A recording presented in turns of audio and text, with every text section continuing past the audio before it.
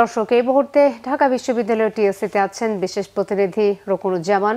সরাসরি যুক্ত হচ্ছে তার সাথে। রোকন, আর্জেন্টিনার সমর্থকদের উপস্থিতি কেমন, তাদের প্রতিক্রিয়া আমাদের জানাবেন।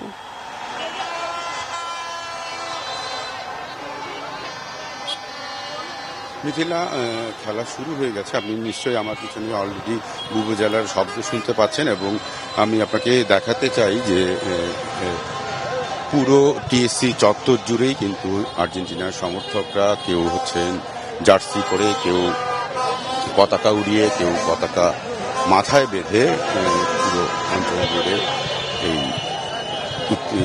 উল্লাস প্রকাশ করছেন। এবং যেহেতু খেলা শুরু হয়ে গেছে এবং খেলা শুরু হয়ে যাওয়ার জন্য এখন এতক্ষণ ধরে যেই সবার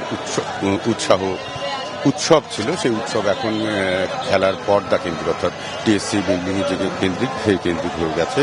এবং সেই কেন্দ্রিক থেকে কিন্তু আমরা দেখা যাচ্ছে যে এই উৎসব আসলে খেলার শেষ পর্যন্ত তারা কতক্ষণ করতে পারেন। এবং আপনি জানেন যে কেপ ভার্দের সাথে যে আজকে আর্জেন্টিনার নকআউট পর্বের খেলা, সেখানে আসলে সেই তুলনায় তারা খুবই সবাই আশাবাদী যে হয়তো আর্জেন্টিনা এই নকআউট পর্ব উতরে যাবে এবং ফাইনালের কাছাকাছি পৌঁছে যাবে।